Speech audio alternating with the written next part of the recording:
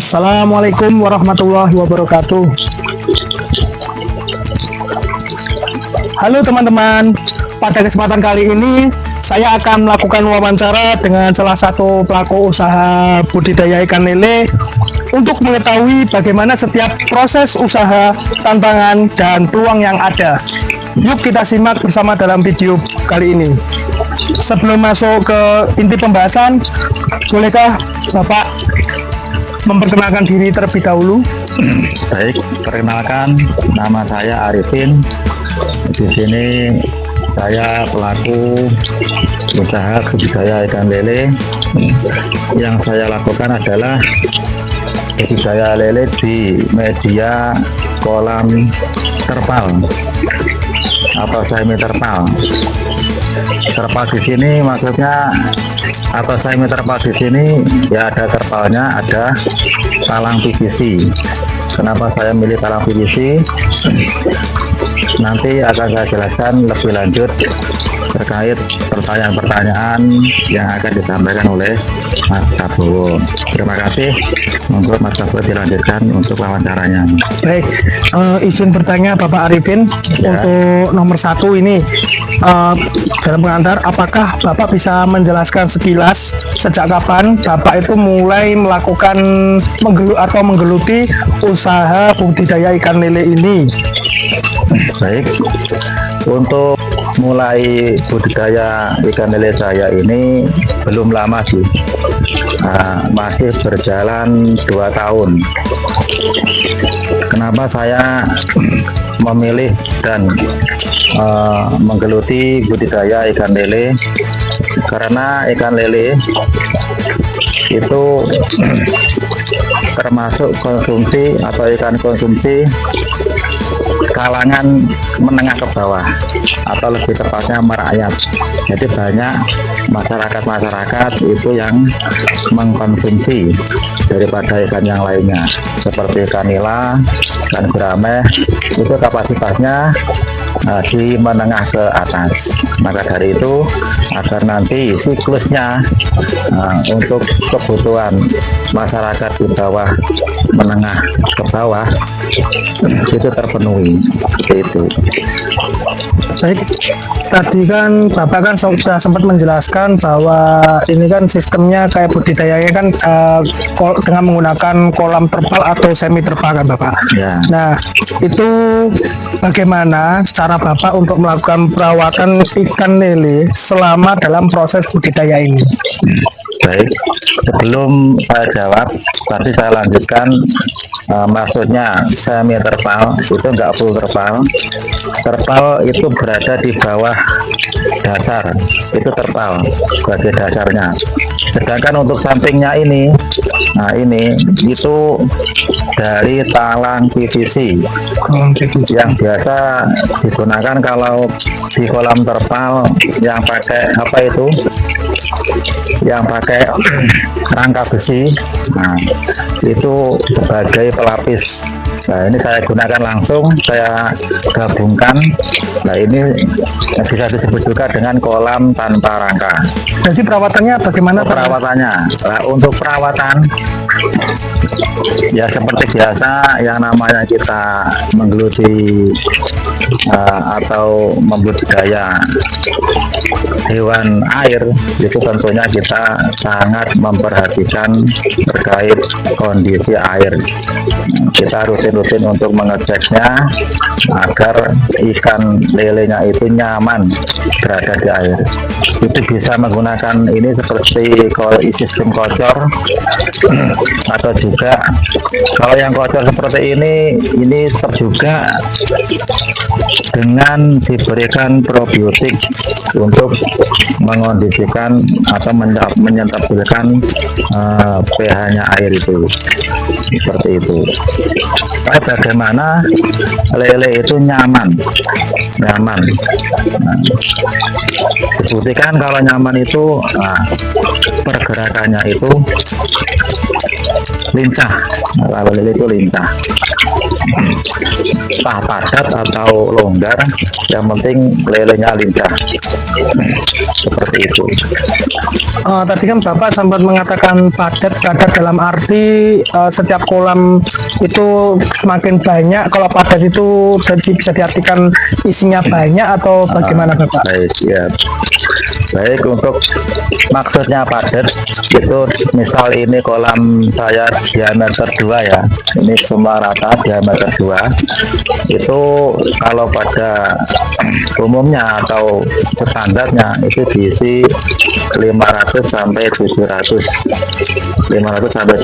itu longgarnya, itu yang namanya longgar. Kalau yang padat itu mulai dari ke atas 700 ke atas sampai 1000 sampai 1500 itu tebar padat. Kalau tebar padat, nah itu biasanya agar airnya stabil, ikannya lincah, itu pakai sistem kocor seperti ini. Seperti itu Pak. Dan ini sistem kocor kan ini berarti setiap hari terus ya Bapak untuk Terus tanpa henti. tanpa henti. Ada yang memakai dengan timer. Nah, nanti jam sekian nanti ngocor, jam sekian nanti mati.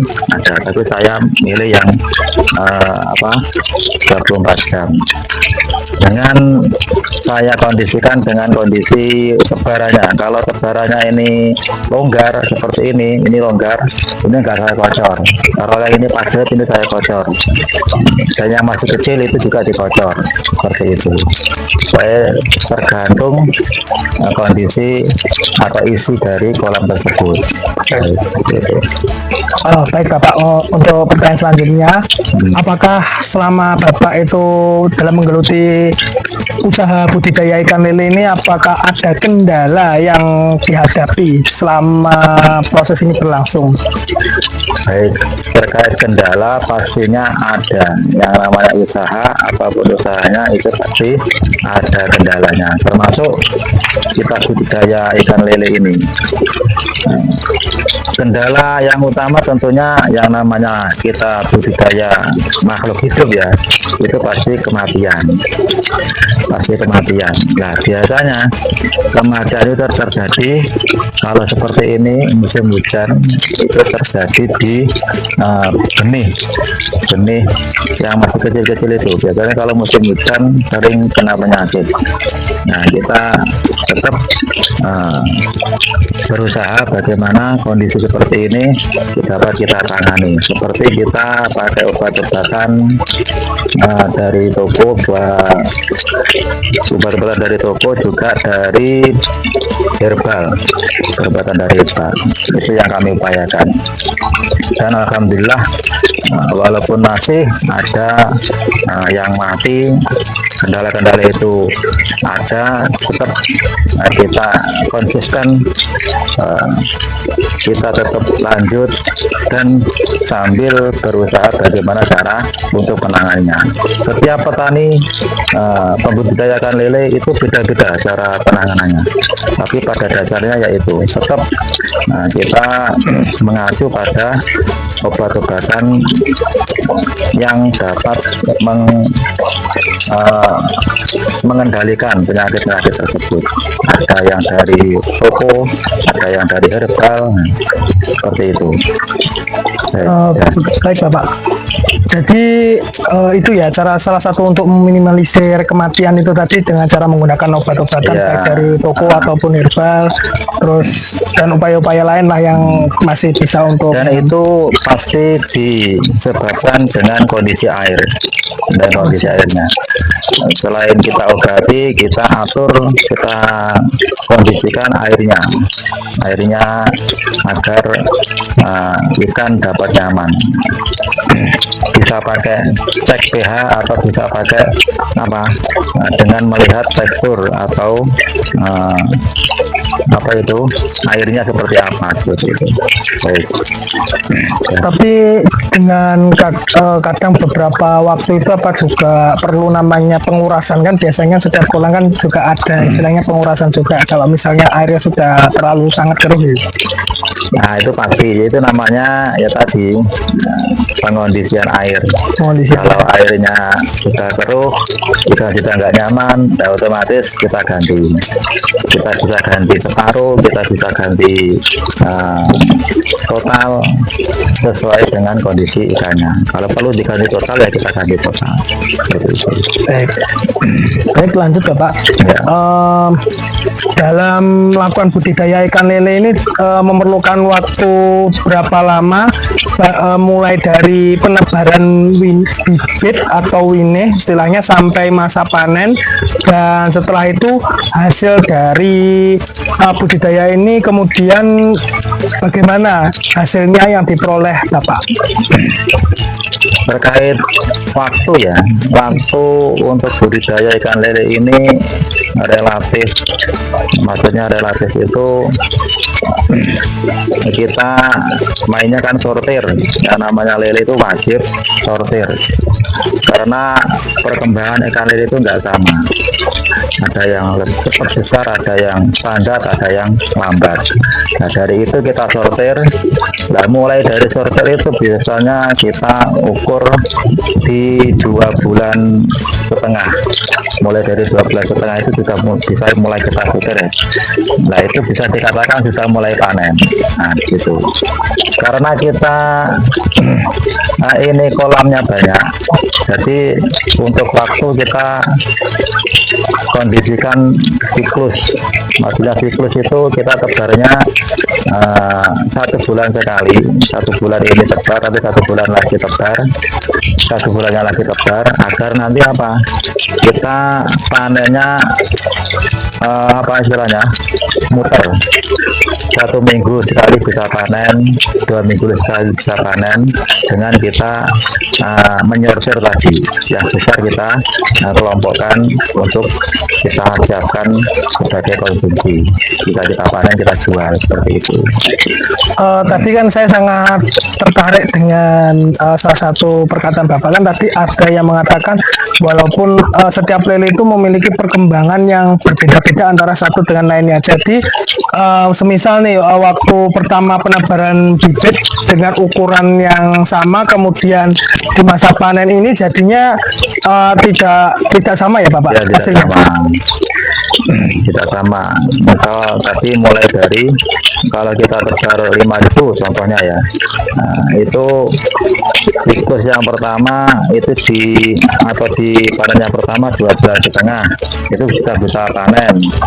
Kemudian kita sortir lagi, kita sendirikan yang sedang, nanti kurang lebih setengah bulan lagi sudah panen lagi. Jadi panen kedua, terus yang paling kecil nanti panen ketiga, seperti itu.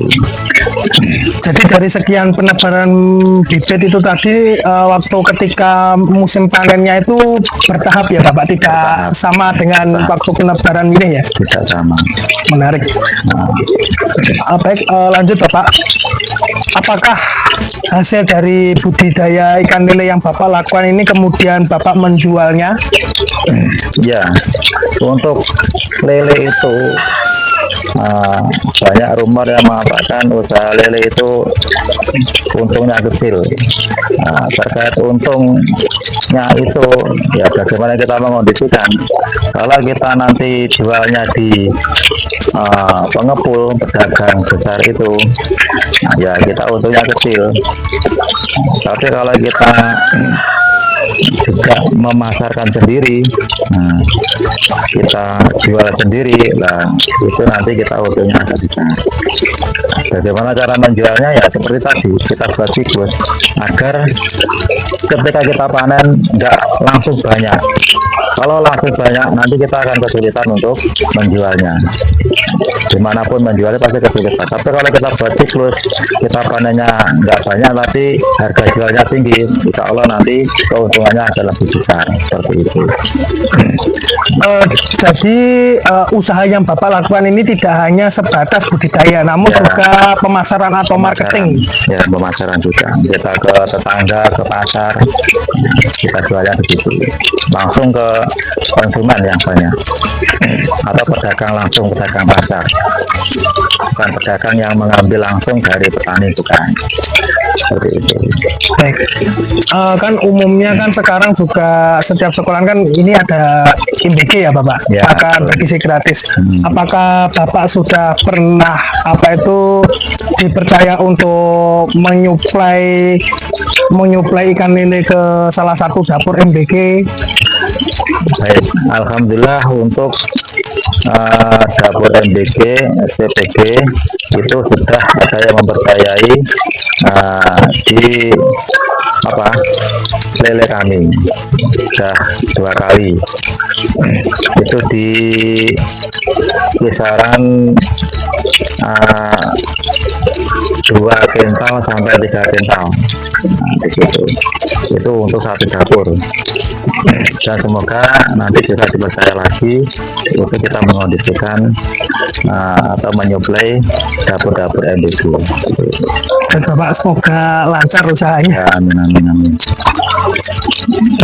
Menurut Bapak, tadi kan Bapak sudah mengatakan ya, kan istilahnya kan tadi juga sempat Bapak juga menjelaskan ada rumor bahwa menjual ikan lele itu untungnya kecil. Ya. Itu kalau kita jual di pengepul, sedangkan kita jual sendiri, marketing sendiri, selain kita budidayakan juga kita bisa mematok harga yang lebih beda lah dengan para pengepul.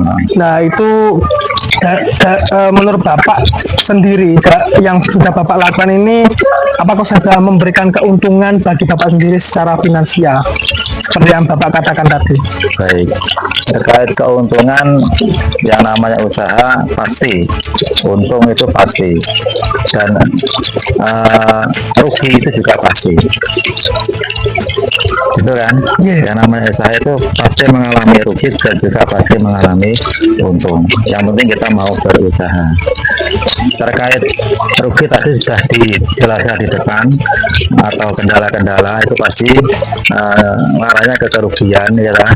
Terkait keuntungan ya, yang jelas kita mulai dari kita dapat menambah kolam-kolam ini yang awalnya dari 1, 2, 3 kolam, sekarang sudah mencapai 15 kolam. Itu dari perkembangan, itu kita masuk ke keuntungan. Enggak langsung keuntungannya itu kita jadikan istilahnya bentuk nyata, tapi kita kembangkan dulu di kolam-kolam untuk sebagai media budidaya ikan lele ini, seperti itu.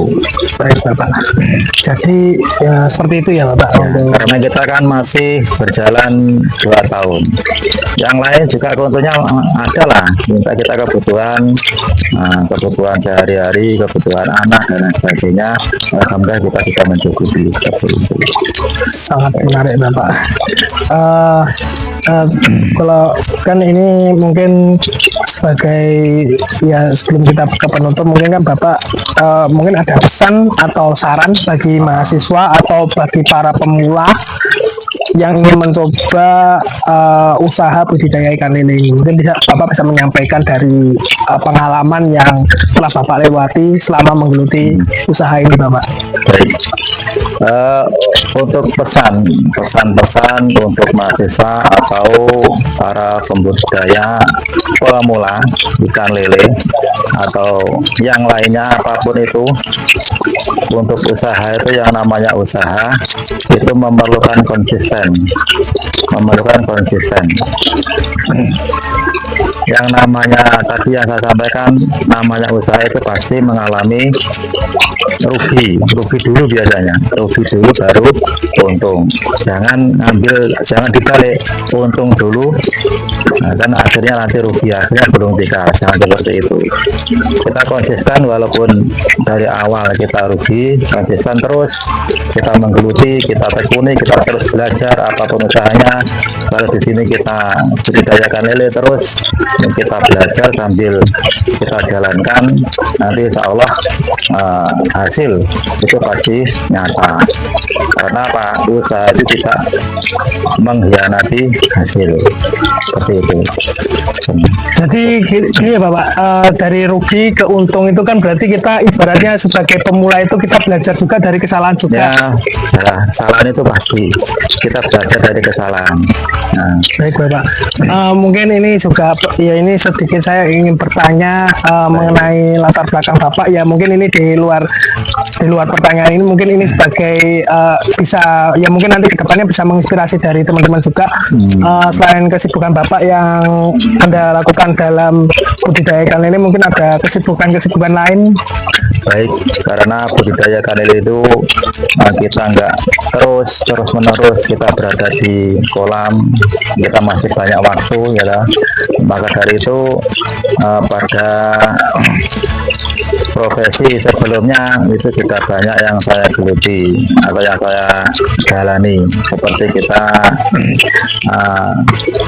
di madrasah juga, di pagi hari kita di madrasah, malam hari juga kita di madrasah pondok, terus kita bisa menjalankan bisnis-bisnis yang lain. Dan untuk lele ini kita hanya memantau sewaktu-waktu aja, telurnya aja, seperti itu.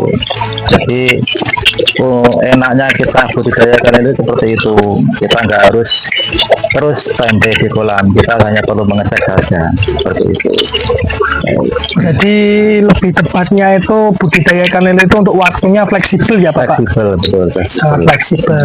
Dan ini mungkin sangat rekomendasikan untuk nantinya bagi para pemula atau teman-teman yang lain ya Bagi Bapak? para pemula mahasiswa, tentunya mahasiswa yang di bidang apa, Wirausaha. kewirausahaan atau yang lain seperti profesi guru, tarbiyah dan lain sebagainya, itu bisa, cuma bisa menjalankannya, itu nggak harus kita membutuhkan waktu yang banyak.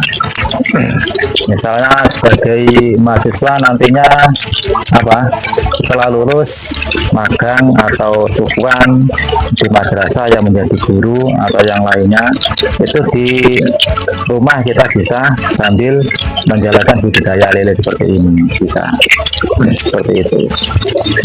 Baik Bapak, terima kasih banyak atas pemaparannya, atas penjelasannya terkait dengan wawancara ini. Semoga bermanfaat bagi Bapak maupun bagi teman-teman yang lain. Semoga dengan usaha yang Bapak geluti ini bisa terus konsisten dan terus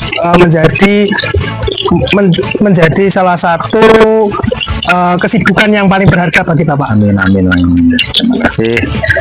Baik, begitu teman-teman hasil wawancara saya dengan Bapak Arifin pada hari ini. Nanti bisa teman-teman lihat lagi di video-video sebelumnya, di bagian sebelumnya. Semoga bermanfaat bagi kita semua. Billahi taufiq wal hidayah, waridho wal inayah. Wassalamualaikum warahmatullahi wabarakatuh. Waalaikumsalam warahmatullahi wabarakatuh. Jadi,